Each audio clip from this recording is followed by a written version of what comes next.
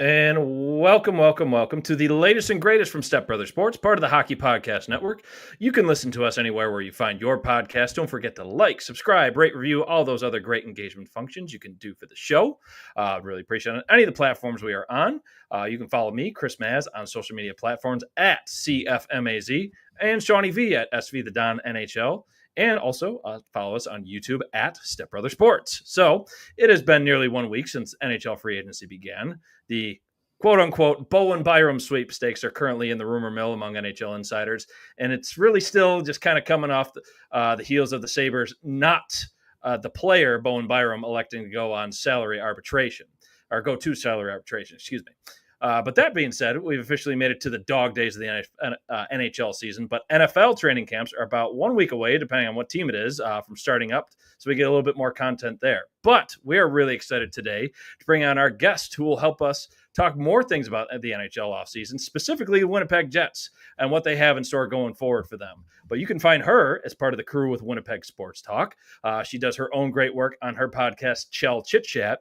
And ultimately, and I really love this part right here, really helping to grow the game of hockey and sports coverage, not only for women, but for all those who enjoy sports. And just a real clear disclaimer for us here, folks. Sports are for everyone. If you disagree, go be a clown somewhere else. But more importantly, please welcome to the show, Liz Hood. Hey guys, thanks for having me. Yes. So anyway, oh my gosh, applause. Whoa, this is big. This is big. I know, right? Liz, thanks so much for joining us tonight. How has summer been treating you so far? Summer's been great. It's been super warm here in Winnipeg, Manitoba. So joining all the way from Canada. And it's been a busy week for the world of Winnipeg Jets, whether it be the draft and free agency like every other NHL club, as well as the local dev camps that are going on here. They just wrapped up just a couple days ago. So like you said, we're kind of getting into the dog days of the NHL offseason here. So it's been jam-packed for the last week, even though we had a couple quiet weeks after the end of the playoffs. But it's going to be quiet again, much to my dismay. Oh, no, we feel that very much. I mean, obviously, the Sabres have done next to almost nothing as far as, let's just say, free agency goes. I mean, their biggest thing was the J.J. Peterka trade at this point, when we did plenty of that already in some of our previous pods we just did not too long ago. But, again, we're really excited to have you on, Liz. We were just talking a little bit off camera, just to those tuning in now. We got a little bit connected just while free agency was going on. So really appreciate the fact that you've been able to put out great content already. But when we have our guests on for the first time, we always like to hear their origin story, but kind of like what got them into covering sports. And we always like to ask, like, what were some of your favorite sports memories when you were growing up, whether it's as a fan or now covering it as a team? So kind of tell us a little bit more about yourself, so then the viewers and listeners can look more for your content going forward. Yeah, for sure. So like I mentioned before, I'm based in Winnipeg, so I've kind of been a Winnipeg Jets. Fan is the word I'd use, but granted, growing up, they weren't a team here in Winnipeg. They were more of a concept until 2011, but I grew up a Chicago Blackhawks fan. Hockey was kind of just part of my everyday norm from day one, like it is for a lot of rural Canadian kids where, you know, you have the rink in the backyard and all those different things. So I've always been a massive hockey fan, and just over the years, I've gotten a lot more connected to the sport a bit more professionally. I've always been a fan of the sport more so than any of the other major sports, just because of how commonplace it is for people to be hockey fans just in and around in our communities. And when the Winnipeg Jets came back in 2011, obviously that was a huge development for those of us here in boring old Winnipeg, Manitoba. It was something really cool to get on board with. And it's been cool. We're entering the 15th season of the Winnipeg Jets being back, and the novelty has worn off to some degree. But, you know, for people like my parents who watched the Winnipeg Jets of the first iteration get taken away from them, you know, they're never going to take that for granted. So it's a really special thing that we kind of have here. And in terms of my professional access, it's hilarious. You say we met through Twitter. I owe everything that I have to Twitter. I started posting random stuff about hockey probably just before the pandemic started on Twitter, and, you know,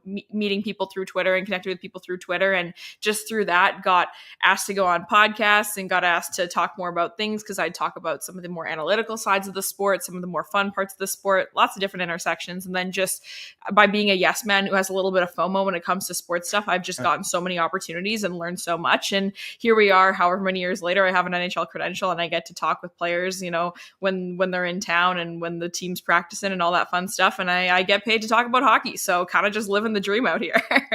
That truly is living the dream, That's especially now awesome.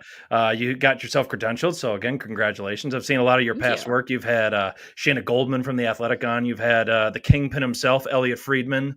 I mean, Yes. you guys have done some really great work so far on your platform. So keep up the good work. Kudos to you there. Thank you. Yeah. Sean, I always likes to find a little bit of a connector thing. But one thing I always want to joke with him is whenever he does a parlay, and typically involving NHL hockey teams, whenever he puts the Oh Jets on, God, he always finds a way to lose. Whenever he instant loss. he calls you all the peg, whether it's he picks you to win or picks you Yes, to lose. That's always my funny little thing whenever he picks Winnipeg in any type of gambling. this Well, is there you this go. is definitely true. You got to bet on the teams you like to lose. And then that way you're happy either way. Either the team wins and you're happy, or they lose and at least you made some money. So follow for more financial advice. Yes, yeah, it's very true. And I didn't know if Chris was actually going to bring that up, but I am going to talk about that in just a second. But yeah, one thing that I wanted to chat with you, Liz, is for every new guest we have on the pod, we like to do a quick like degrees of separation segment where I try to do a quick deep dive to see what types of things we may have in common. And for you, I found a bunch of fun little facts that we seem to share in common. Now, this Okay. all comes courtesy of LinkedIn. So hopefully you're somebody that keeps your LinkedIn profile. I'm guessing that you are because you have a lot of stuff on there. So you keep yours up to date. So first, we obviously know you cover the PEG, as we've been known to call it, as Chris Maz mentioned. So I actually currently work with a consulting company that's based in a fellow Canadian hockey market based in Calgary. And we work with not-for-profit orgs all across Canada, including in Winnipeg. And I saw that not only are we working in, at a certain point in the same market, but I also saw that you have experience working in the non-for-profit sector. So that's very cool. Secondly, I noticed that your last work gig, you worked in a marketing capacity at, I want to say this right, Spontively? Is that how you say it? Yeah. Okay, that's a tough one. But I look at, so they were headquartered in St. Pete, Florida, which is my winter home. And it's actually the first place There we I ended go. up moving to when leaving Buffalo after college. I still have a place down in the Clearwater area to this day, although not for long. I'm probably going to be getting rid of it. But nonetheless, that's where I first moved to. I've been down there for about 10 years.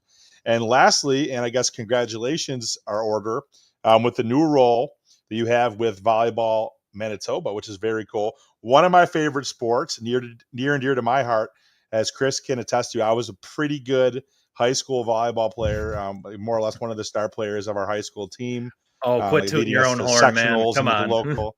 Yeah, I know. But actually, there was a time that I contemplated playing in college. So I do love volleyball, and it's something that if I could go back and coach, I definitely would. So a couple fun facts, and feel free to discuss any of the things that I brought up.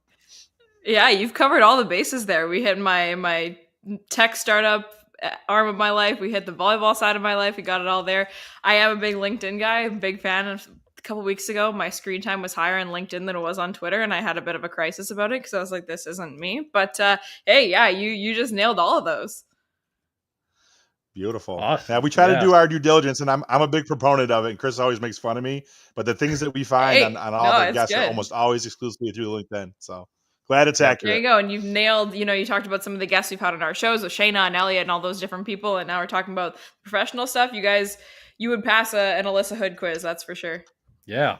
But Love it. again, we always love hearing those little connections and just how we truly are connected in more ways than we can even possibly imagine.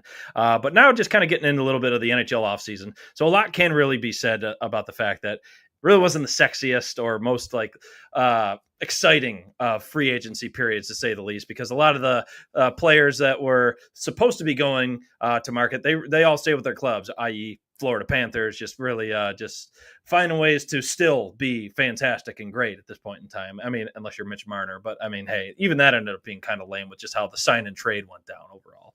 But Liz, what are some of your thoughts just as far as the busiest part of free agency is now behind us, and we're literally in now the desert of the NHL offseason? Yeah, I mean, you're totally right. And I think the word that I've used a couple times, whether it be on different shows or just in conversation with people, is that it was pretty bleak. There wasn't a lot of talent out there to kind of go around. And we know that NHL GMs have, a bro code where they don't really like to use the offer sheets if they can help it. They don't really like to try and fleece each other with trades and all those different things. And they don't like to move on from their guys. We know that, playing for one NHL franchise for your whole career and stuff like that is something that a lot of players do hold near and dear to their hearts and stuff like that. And we're entering a really interesting time right now with talent being at such a premium, and these overpays that we're seeing right now, whether it be the Cody Ceci deal or what have you, they're not going to look as bad in a few years with the way the cap's going to go up. So I feel like, in previous years, there have been deals that have been exciting because it's like, oh my gosh, Justin Holl is signing a massive deal and that's going to look so ugly in a few years. And what's that going to look like? Where the players that are less of the superstar caliber, the deals were still interesting. But because we know that the cap is going up so much, the price tags on deals were a little bit less interesting this year, just because we know they're going to be kind of moderate in a few years from now. So yeah, it was really not the most exciting July 1st by any means, but yeah, and even the most exciting ones, like we said, Mitch Marner ended up being the sign and trade, so it didn't have that big July 1 splash the way we thought it might. And Nikolai Ehlers held out for a couple days, and those were the two biggest names on the market, really. Like, it wasn't that big of a sweepstakes this year with Aaron Ekblad and Sam Bennett, like you mentioned, kind of getting locked up before the exciting part started. So I was looking forward to it for weeks, if not days and months leading up to it, and it ended up being just, oh, okay, it happened. And now we've moved on. It's 6 days later, and, we've kind of forgotten about most of the stuff that happened that day. Yeah, I mean, pretty aptly put. I mean, everybody was like hopeful at least one of those Florida Panthers that we were just talking about would kind of make their way to free agency. But I mean, Bill Zito, he found a way to really just appeal to the fact that, hey, we are a no income tax state. And then also, like, hey, we've got a good thing going here. We could be the true next dynasty of the NHL, and they're well on their way to doing that now. Not only just by being to 3 cups in a row, but then winning the last 2, of course. But still, I mean, I don't see them being dethroned anytime soon, especially out of folks in the Western Conference. I mean, Edmonton, like the last 2 years, it gave them a good run. I mean, obviously going down in Game 6 this year, Game 7 last year being like just another thriller for sure. But at the same time, you just don't see that level of talent just being amassed. And then obviously on the cheap as well. I mean, you could say and argue that Vegas would be the closest thing to that just because of the way they circumvent the cap. But now they're let's just call it their antics of sorts with the long-term injured reserve won't exactly be what's helping them get over that little hump, especially come postseason time. But ultimately, absolutely. Yeah, go ahead, Sean. No, I was going to say, I wanted to ask you, Liz, if I can, about your season in Winnipeg. So as Sabres fans, long ago, we once won a President's Trophy before falling into the playoffs. But you guys had a really memorable run, won the President's Trophy. This year had an absolutely awesome regular season. Some truly wild playoff games that were straight up drunk, as Chris Maz like to say. Game 7 against St. Louis has to go down as a legendary game for the Jets faithful. One of the best, even from an outsider's perspective. Take us down the Jets rabbit hole a little bit. How are things shaping up going into next season? Obviously, losing Nikolai Ehlers is one of the top 6 scoring, threats that you have might leave a little bit of a hole, but I'm sure you can give us some insight about who might be stepping up within the organization. So yeah, just give us some insight as to him leaving and what the season that's coming up might ensue for you guys.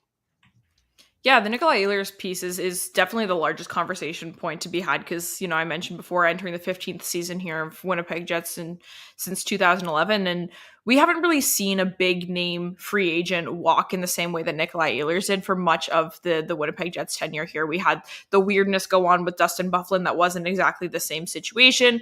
Blake Wheeler ended up being a buyout and all these different things. And this whole idea of a player maybe extending, maybe not going to extend, and then, walking to July 1 is just not something that we've really seen with impact pieces for the Winnipeg Jets here. So it's going to be really interesting to see. We always joke that July 1st isn't really that busy of a day in Winnipeg for the most part. You don't really have to sit and wait to do content or anything if you cover the Winnipeg market, because the most you're going to get is a couple of league min deals that are going to end up on your AHL squad anyway and whatnot.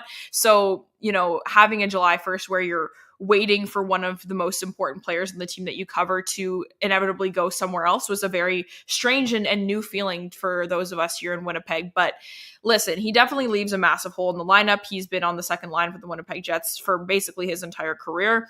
Winnipeg Jets secondary scoring has been a huge conversation topic for quite some time, whether it's the potential they have to do more or the fact that Nikolai Ehlers is such an interesting player who's able to do so much and contribute so much. But going into last season, I was not expecting this team to walk away with the President's Trophy. I had a lot of questions about the lineup. And so the fact that I have as many questions as I do now about what they're going to be able to do, I know that, literally 2 years ago, I was saying, okay, when are they going to trade Mark Scheifele and Connor Hellebuyck and start the rebuild? And we know that, they ended up with the President's Trophy. And like you said, one of the most exciting round one playoff games this year. So I always have to kind of bite my tongue a little bit with this group because every time I kind of want to count them out, they find a way to kind of innovate with some of the pieces that they have and rework things to become a competitive group, which we know that they need to do in order to fill seats in the stadium there in Winnipeg. So it's going to be a really interesting year coming up and seeing if they have the in-house solutions to solve the Nikolai Ehlers problem of having that gap for secondary scoring and bringing in guys like Jonathan Toews and Gustav Nyquist that can maybe raise the floor of what the secondary scoring is able to do as opposed to just promoting guys from the way depths of the lineup. It's going to be really interesting to see what happens and who gels with who and what can kind of turn into impact pieces for this group. Yeah, I mean, people tend to forget that Jonathan Toews, he ultimately came out of the woodwork after just being gone for so long with just his injury and, well, not even injury, just the long COVID symptoms that were really plaguing him for that period of time. I mean, what he will add ultimately he's local, isn't he?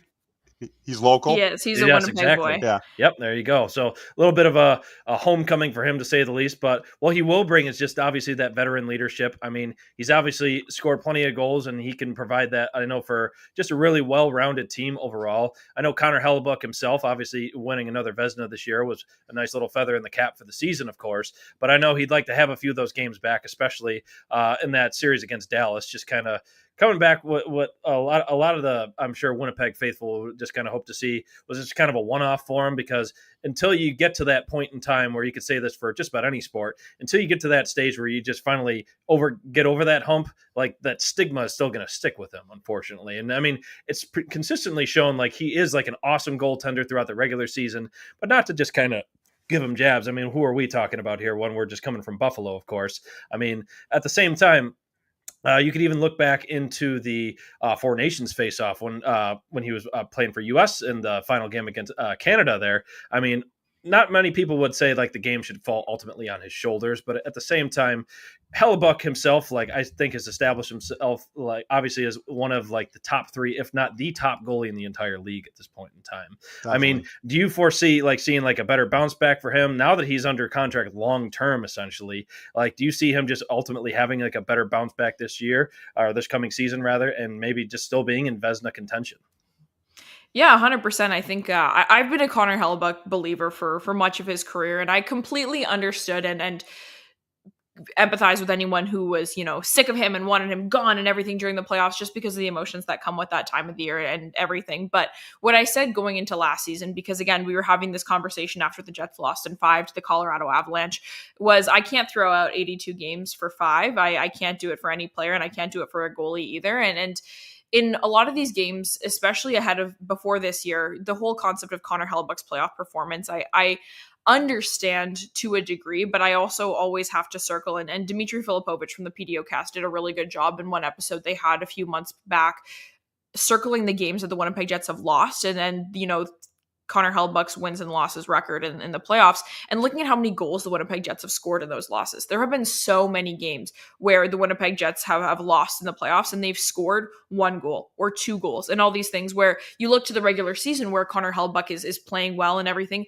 Some of those games that the Winnipeg Jets win, they still let in 3 goals. That's how hockey works, is you're not going to let in 0 goals every single game. So putting all of the blame on Connor Hellebuyck is something that this fan base has to relax about, for sure. Even though it is easy to circle the goaltender, you're the last one that the puck has to go through. It'll be interesting to see. I think we saw Connor Hellebuyck get progressively better over this playoff in particular, especially in games 3 and 4 against St. Louis. He was brutal, and he came out to the media and said the same thing himself, and I don't think he would ever try and spin it otherwise. And over the course of the Dallas series, he got better. He improved. We saw some linear growth in the upward trajectory from Connor Hellebuyck over a playoff run, which is not something that we've seen in quite some time. So I do believe that he's going to be able to come back and be able to continue to put up another Vezina caliber season. He did so in back-to-back years. He's won back-to-back Vezinas, and he's already won 3 in his career in the last 5 years, and he won a Hart Trophy, and there's no indication from any of his performance that he should be regressing otherwise, because these playoff woes are something that, hey, he's been grappling with for a few seasons now, but these regular season performances have been just out of this world, something that is generational that we're seeing here in Winnipeg that we're not going to see probably ever again in this city's history, and kind of just embracing that in real time and hoping that as the team learns from the heartbreak of playoffs, every cup winner from the last however long has experienced some heartbreak in seasons ahead. So maybe this is what the push that the Winnipeg Jets will need to get over the hump for the next year. I'd say that's absolutely a spot on take right there. I mean, every team wishes they could have a Connor Hellebuyck. How could you not want to have Don't that we? in any capacity? I mean, we certainly would love that. I mean, Ukko-Pekka Luukkonen has left plenty to be desired, and we can't exactly continue to be hoping as far as what Devin Levi, hopefully he ultimately does become like one of the top goaltenders for the Sabres, but obviously he's still marinating, to say the least, in the AHL. But on the Sabres as well, let's just say you're well aware at this point that the Sabres have been, let's just insert your word or phrase that just means bad, straight up, dog water, manure, soul crushing, to say the least. 14 years of no playoffs in ultimately like a really great hockey market is going to do that to you. Just that overall just feeling of dread all the time with this team. So from your perspective, what do you see that ultimately ails this team, this Buffalo Sabres team, the most? I mean, we've had countless guests on just kind of say at this point, it's anywhere from Kevin Adams, like many people will point to his ineptitude of just not unwillingness, but just like his lack of like oomph or willingness to make a trade in like the moment where he needs to make a trade or a major move to shake things up. Or it could be anything from owner Terry Pegula being too hands-on with the team as opposed to being hands-off with the Buffalo Bills, the other team he owns, more on them later. And ultimately just being the team that's generally soft and easy to play against. So again, Liz, what do you see from the Sabres ultimately from an outsider's perspective here? Well, it's funny, you mentioned that Sean always tries to find the connections. I always try and find connections back to Winnipeg with different teams, and every team I'm always like, wow, they have so many connections to Winnipeg, but it's just because everybody does if you look for them. I have wanted the Buffalo Sabres to be good for a while now, because between guys like Peyton Krebs, Zach Benson, and Matt Savoy, guys who were drafted by the Buffalo Sabres who played their junior careers here in Winnipeg, like I was rooting for those guys. So I've been trying to keep my finger on the pulse of the Buffalo Sabres because I actually find them quite likable, and maybe it's almost like there's a little bit of little bro and you feel bad for them a little bit because, we've all been there in those heartbreaking seasons and they just keep having them consecutively. But I have to circle a few different things when it comes to Buffalo because it's so hard to just diagnose with, if you flip the switch on this one thing, everything would be better. If that was the truth, they would have done it by now, right? And I think in terms of the development of the star players, like, listen, I am one of Jack Eichel's biggest fans in the entire world, and just how that whole saga transpired. Like, you got to find ways to get those players. Talent is at a premium in the NHL. You need to keep players like that, and finding a way to keep Jack Eichel in Buffalo, I think would have been massive for this group. And Rasmus Dahlin is one of the best defensemen in the NHL, and nobody even talks about him anymore because it's a bleak situation he finds himself in. So I think finding a way to kind of kind word, by the way. Bleak is a kind word. I try not to be too harsh on these different markets, but hey, if you're going to go a little bit stronger than that, I'm not going to argue with you on that. That's for sure. But someone like Owen Power is coming up in the system too, right? Where you have the talent. And even I was a massive JJ Peterka fan. I'm a massive 2020 draft class fan. So there are lots of good pieces that Buffalo has been able to bring into the organization. But just in terms of actually developing and retaining them, I feel like there's been some struggles of late. And, teams go through dark patches. We've all seen, the Toronto Maple Leafs did so in the era where they drafted Matthews and Marner. But then what you do is when you draft those pieces that you inevitably get by tanking so low, you got to find a way to kind of build your team around them. And I just feel like the Buffalo Sabres haven't cultivated enough of kind of an identity around these pieces. And I mentioned Matt Savoy, he's not even in the organization anymore. And, Jack Eichel has been traded, and they haven't found a way to kind of keep a group together and build pieces around a core of players. And I think they've had some great young talent in the pipeline. So it'll be really interesting to see when they kind of decide that enough is enough. Because even someone like Tage Thompson, listen, like I'm not saying his best years are behind him or anything like that, but it's not like you have 10 years left of Tage Thompson's elite career. You have to find a time to kind of decide that this is the group that you're going to unite around and then trade the pieces around it to try and build up. And I just haven't seen that direction from Buffalo yet. Well, you don't see a lot of direction from Buffalo in general lately. I mean, we're quick to criticize, of course, just by following the market and being in the market. I mean, heck, we're both Buffalo expats at this point, as many of the listeners know. But when it comes to just the makeup and build of the team, like a lot of things, Lindy Ruff himself was even just quoted of saying, whether it was just kind of in like little promotional videos that the team's doing, like for a little behind the scenes, or even in interviews at the end of the season, just the team culture is just there's so much lacking behind that. I mean, speaking about Tage Thompson again, the hit that Stefan Noesen from New Jersey gave on him towards the latter half of the season there, and how there was just a lack of response just to kind of stand up for him and stand up for the team in general, that left like a huge, like scathing mark on the team overall, which is why I think like the biggest push overall is just to improve the culture. I mean, say what you will about JJ Peterka just ultimately not wanting to be there, and that's now been shown by many outlets now, just proving that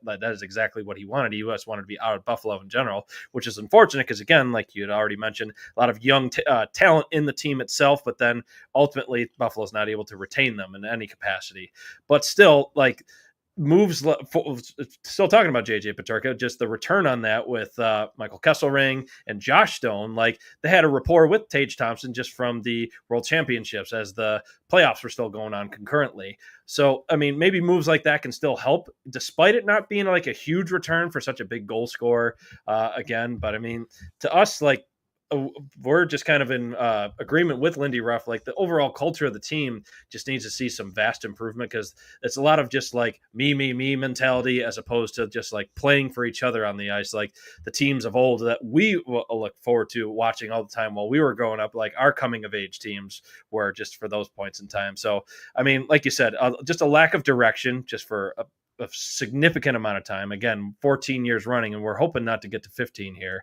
But I know Sean wanted to have a follow-up on this one, so I'll let him take the reins for a moment. Actually, I had two quick ones for you, Liz. And not to backtrack, but I wanted to ask you this before. One, talking about JJ, because we brought it up. Did you have any exposure, and obviously being a Western team, what did you think if you've seen Kesselring play at all? Love to hear your feedback, because at the time, and we've said it on our pod, that we thought that the name sounded somewhat off the radar to an extent, and then obviously with us doing like the background research, he has some really good underlying numbers and has a hell of a shot and can skate like the wind. So would love to hear any insight you might have of going up against him the last couple of seasons, and then I'd be remiss to I want to hear. If you'd be willing to give us some insight back to your draft. I know you took the kid out of Boston, Sasha Boumedienne? Boumedienne, yeah. Oh, all right, not really, but yeah, I love to just hear. I know when you're a good team, you get a pick towards the end of the draft there, but love to hear your feedback on both those items. Yeah, well, so first of all, I think the JJ Peterka trade, like you mentioned, Michael Kesselring is one of those guys that, like, in terms of, he's not young enough that I can put him into this category of the NFL quarterback buy low sort of situation, but I like Michael Kesselring. I really do. So I was excited about that part of the return.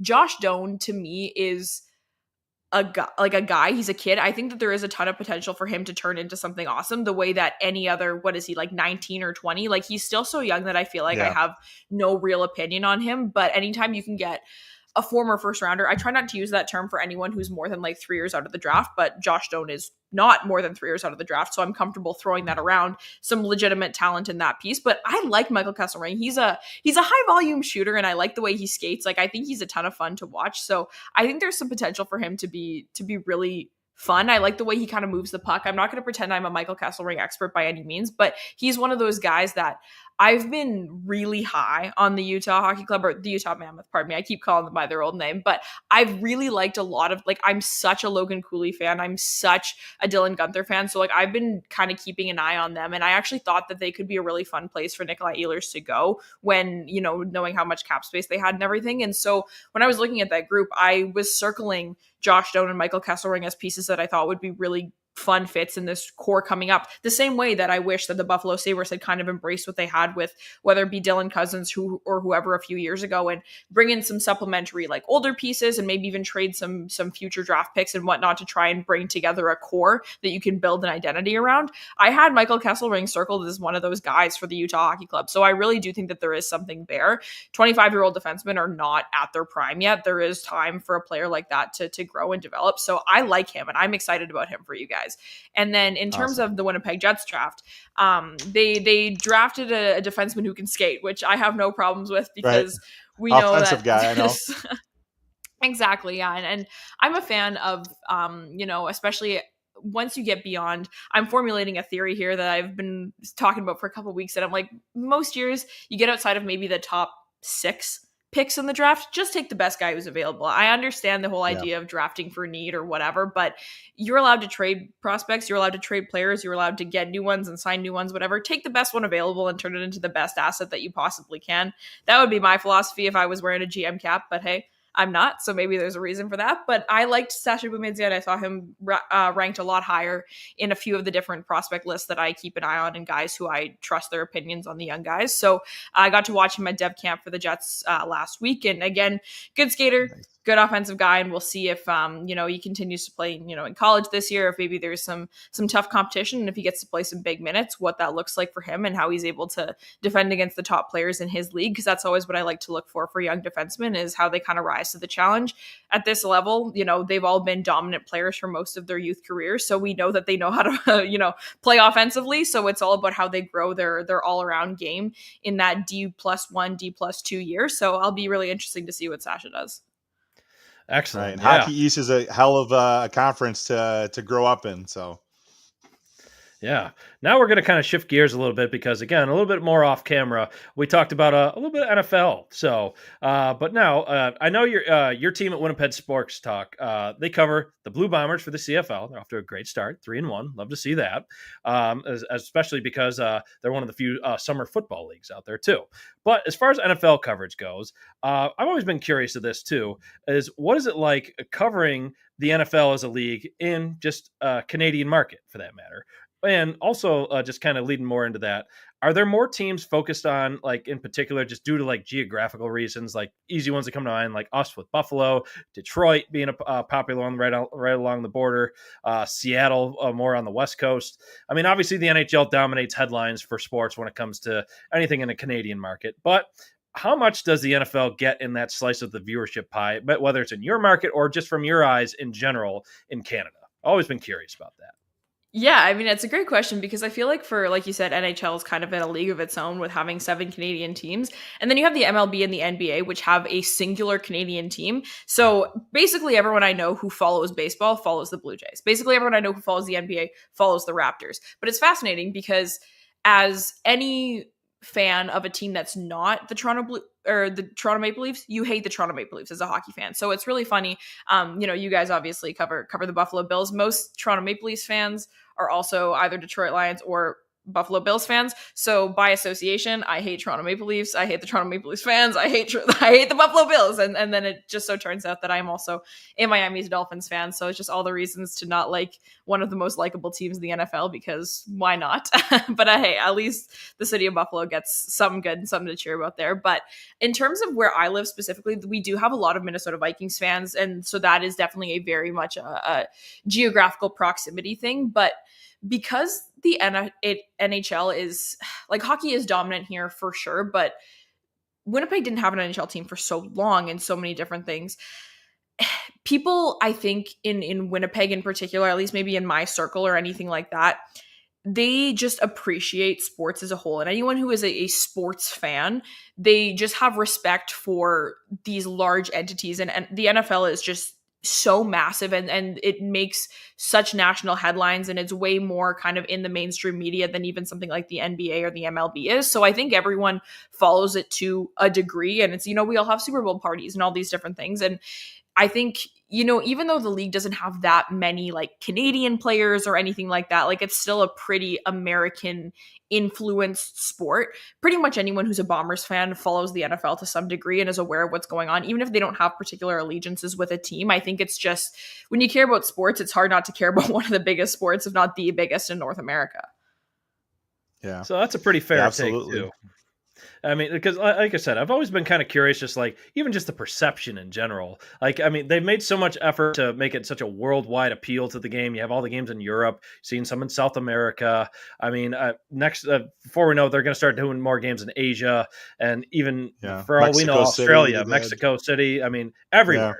Yeah. NFL is just in your face at all times. I mean, it's a beast that just rarely sleeps in general. So, thanks for that take on that too. And now, just to kind of make it a little bit more full circle AFC East on here. You being the Dolphins fan of sorts. Sean, I'll let you kind of take this one here just as far as what it's like just observing the Bills just from Canada, but then also just seeing the rest of that division play out as well. Yeah, unless I also tell you, I've already made my plans. So we have home and away against each other every year, being a division game. I've already made my plans to go down to Miami. It's early in the season. And we have a big party. Yes. Yeah, I think and then we come there first, and then you come to Buffalo a couple of weeks later. It's all pretty early in the season, both games. But yeah, I'll be down there. I didn't go last year, but 2 years ago I did go. There's a big restaurant guy up in Buffalo, Mr. Russ Salvatore, who actually does a charter plane and brings like the who's who of Buffalo down there. So I'll be going down there again. So that'll be fun. But yeah, as Chris mentioned, I want to talk a little bit about, the Bills and how they're looking this year and look for your opinion. Done a lot of revamping via the draft and some free agency on the defensive side. Obviously, we know that they had a great offense, but the Bills are looking to take a definitive step forward and try to make their first Super Bowl run in the Josh Allen era. As we talked before we went live, Josh Allen tends to have owned the Dolphins to an extent. I think is a fair statement. But yeah, the offense has been driven by. Hey, you'll always have that heat game. Trying to improve the defense. You always have that heat game. That's true. So, I mean, the game also, that probably should have been taken out from. Oh, sorry. I was going to say is that the game Tua probably should have been taken out from. So every game. We had Chris and I were at the Skylar Thompson game that we lost our voices screaming. We barely pulled that one out. That was scary. We barely won that game. I'm sure you know that I'm talking about in the playoffs. But yes, AFC East, it's been the Bills for the last 5 seasons running. So from your perspective, being kind of behind enemy lines, do you see the Bills being dominant in the division once again? And can they finally dethrone the Chiefs? How do you kind of see the AFC East and the AFC shaken out? And furthermore, of the Jets, the Dolphins, or the Patriots, if you had to pick one of the teams that will make be the biggest threat to them this year, who would that be? Would that be your Dolphins, or maybe somebody else? Yeah, I mean, obviously biased because of where my allegiances lie, but I find the AFC East to be such a fun division. I love watching everything, whether it's like actually watching the physical games or just like the off-field headlines of just like the drama that is the New York Jets and all these different things and the highs and lows of New England Patriots football. Like, I just find it such an interesting division to follow. And listen, I think I'm trying to come up with a similar comparison for the NHL, where maybe it's like, maybe Nathan McKinnon is a good example, where obviously since I'm a Winnipeg Jets, fan, grew up with them. I don't wish the Colorado Avalanche well. They're an in-division rival for my team, but game got to respect game. And when you see a good player, you got to respect a good player. And Josh Allen is one of those players that it's like, unfortunately, what's that tweet? I feel like I've retweeted like a million times of the, like, I'm the king of my city. I have a rocket arm. I'm married to Haley Steinfeld. I'm the coolest guy in the world. Like, nobody dislikes Josh Allen. Josh Allen's like the coolest guy on planet Earth. Like, so easy to root for, such a cool story, all these different things. And you're like, yeah, of course he's in the division against the team that I care about, because why wouldn't my luck dictate that? But you're totally right that they just, I'm not going to call him a Connor Hellebuyck, because it's not like he's choked in the same way that Connor Hellebuyck has in the playoffs, but it's like, oh my gosh, why can't we get over the hump here? Like, I really thought this was the year they were going to do it, guys. I really did. I was not looking forward to another Chiefs Super Bowl, and thank goodness we didn't get to that point. But I like this Buffalo group. I really do. And I think, a little bit of a revamped defense or what have you. And even some more offensive weapons, I feel like would go a long way with this group too, just because like if maybe it's because I'm used to Tyreek Hill the last couple seasons, but it's like if Tyreek Hill was on the Buffalo Bills, it'd be an even cooler situation you got going there with that 1-2 punch. Like, oh my goodness. But the Buffalo Bills, I will never wish them well, unfortunately, but like they are an easy enough group to root for if, you don't have the in-division allegiances. But the Jets, I like them buying low on Justin Fields. I really do. Like, I think that that's going to be I think that that's going to go well for them. Unfortunately, I really do. And I think sneaky move. Oh, for sure. And I think, New England's kind of on the ups, but I'll be the first one to admit that I am an NFL fan. I'm a Miami Dolphins fan. I am not an analyst in the sport by any means. And so I'm kind of just, hanging out, riding the vibes, and the vibes are not great considering who, the quarterback is that I have to cheer for. And oh my gosh, how terrified I am every time he takes any form of contact whatsoever. It's going to be a fun division to watch again this year. And I think the New York Jets have been such a weird saga to follow for the last couple of seasons. And I think we might be getting to the other side of this, like Aaron Rodgers drama, and maybe we can just focus a bit more on the actual football. I know they've been cursed for long before Aaron Rodgers was part of the organization, but we might be in for some decent football here. And I don't think this is the year they necessarily do it by any means. I think I could see Miami probably still finishing second in the division here because I don't really believe in the Patriots taking the next step yet. Same thing with the Jets. And I think there's enough good players, even though it sucks to lose Jonnu Smith and stuff like that. I think the Dolphins probably might finish second in the division, but I don't think anyone's going to be challenging the Buffalo Bills anytime soon from this group. So firm but fair, yep. Especially from the Fins fan that you are, of course. I did find that you brought up the Jonnu Smith trade right there. I found that whole trade just to be fascinating, with just between what went to the Steelers with Ramsey and Jonnu Smith, and ultimately what came back to Miami. Like, I truly don't feel like either team got necessarily not trying to like trash talk by any means. I don't think either team necessarily got better. Like, I mean, all due respect, I mean. Weird too. Like Ramsey, like you could argue, like he's very well past his prime at this point. Jonnu Smith, I think, he'll be a fine weapon for Aaron Rodgers, of course. I mean, just also just Rodgers' like ability notwithstanding at this point in his career. But I also think, again, not trying to trash talk, I think just going from the Steelers defense, Minka Fitzpatrick, of course, back to Miami, I ultimately think like he went to just a little bit of a lesser defense because they're always just trying to retool everything on the fly these last couple of years. Yes, they had Vic Fangio a couple of years ago, but I mean, last year they didn't hold up their end of the bargain, like especially when Tua was able to like get on the field and ultimately like be there for his offense essentially. But at the same time, that trade just fascinated me just the whole way through.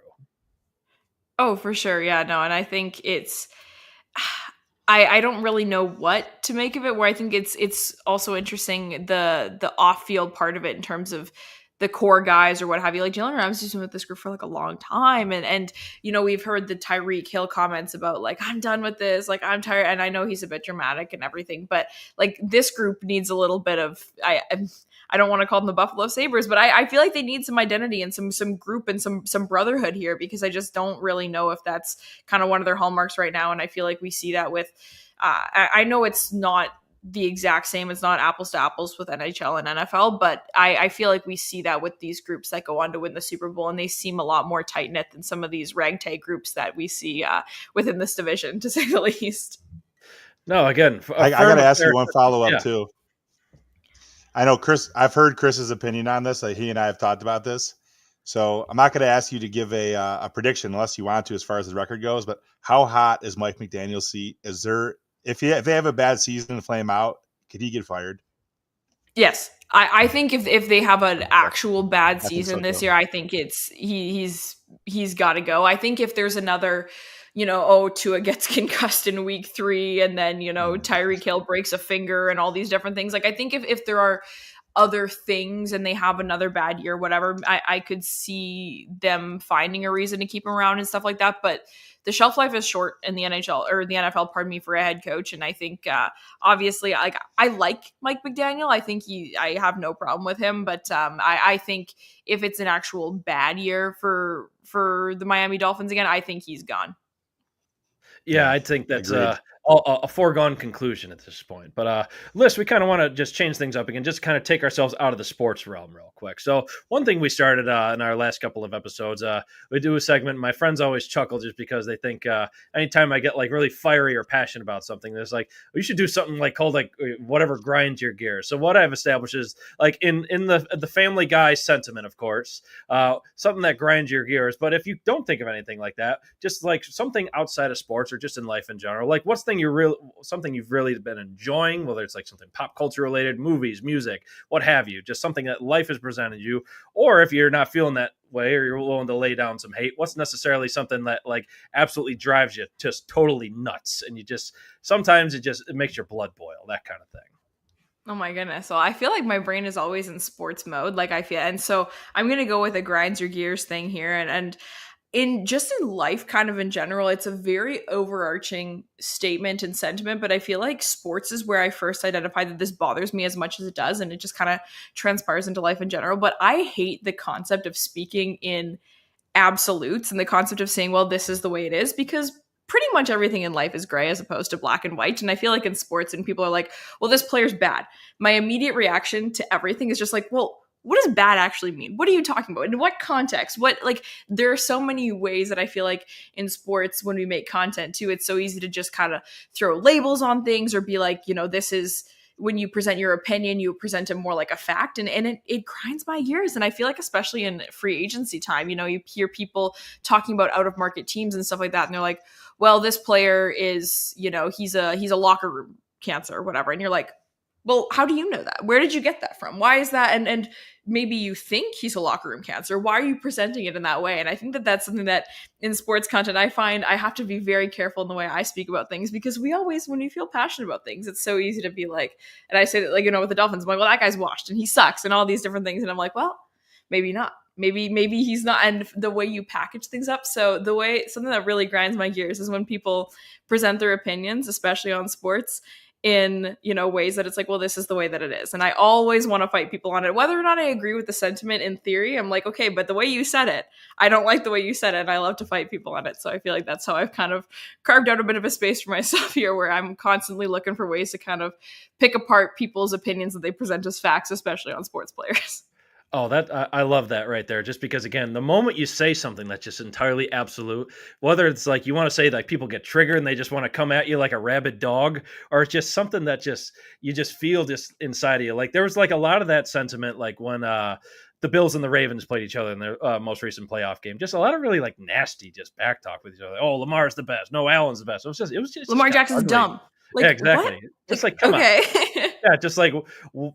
Sure, like he very well could be, but you know what he is? He's a 2-time MVP winner, and also like still a fantastic player on the field. Like so, I love that take right there. Just speaking in absolutes. Now, for my grind my gears thing, I'm going full on suburban dad here, just because we've had a lot of rain lately. I'm not able to mow my grass just because at the same time of all this rain we've had lately, and now it's going to turn into a jungle at this point in time. So that's something that's been grinding my gears lately. Again, just trying to just keep it entirely out of sports, because it's good to just kind of like know what kind of makes people tick at this point in time. Sean, what about you on your end? I'll do 2 quick ones and we'll get out of here. One, I'm really getting sick of the fake Facebook ads that are sports related. I don't, you know what I'm talking about, Liz? I don't know if Connor you know Hellebuyck saved 3 orphans from a burning car yesterday. Oh my God, those are like, horrible. Dude, where is the admins that are like filtering the stuff that gets posted?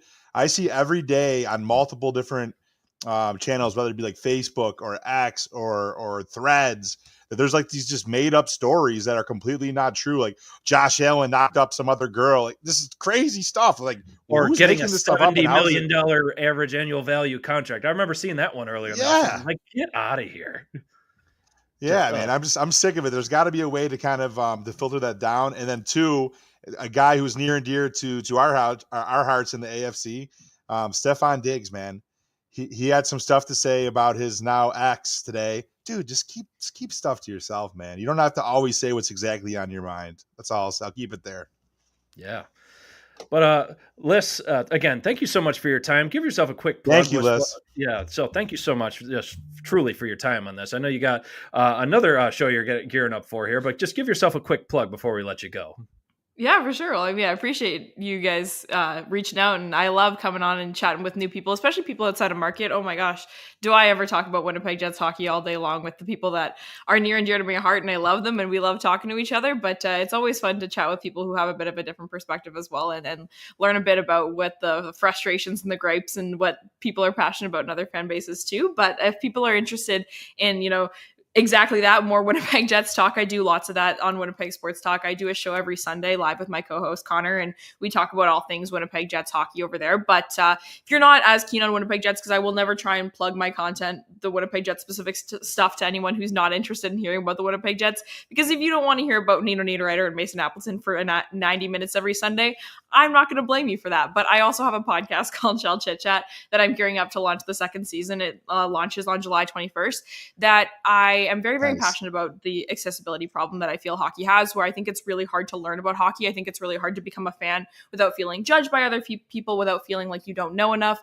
And I just feel like there aren't as many resources kind of at the ready as there are with other sports that are a bit more established. So my podcast tries to kind of help with that. So every episode is how to blank. So it's how to learn about the sport in this capacity, how to freelance in media, how to tell stories with social media, all these different things to kind of help people along in hockey. And so I bring on a really fun guest every single time, and we talk about all those different things, and we try and break down the barriers of getting a bit more familiar with the sport and having casual conversations about it. So we have the new season's coming out in July, and so I know lots of hockey shows go on break in the summertime, so I'm trying to kind of fill that void with all things kind of a bit more off-ice hockey talk with some really cool guests coming up. So thanks for the opportunity to plug that, and I'm kind of on all different socials there: YouTube, Spotify, podcasts, Twitter, Instagram. Shell Chit Chat is the name of the show, and I would appreciate anyone checking it out. Hey, especially for us folks here in the southern part of the United States, myself in Virginia, Sean in Georgia. Hey, tune in. You might learn a thing or two about hockey that you never did before. So, right. Liz, thank you again so much for your time.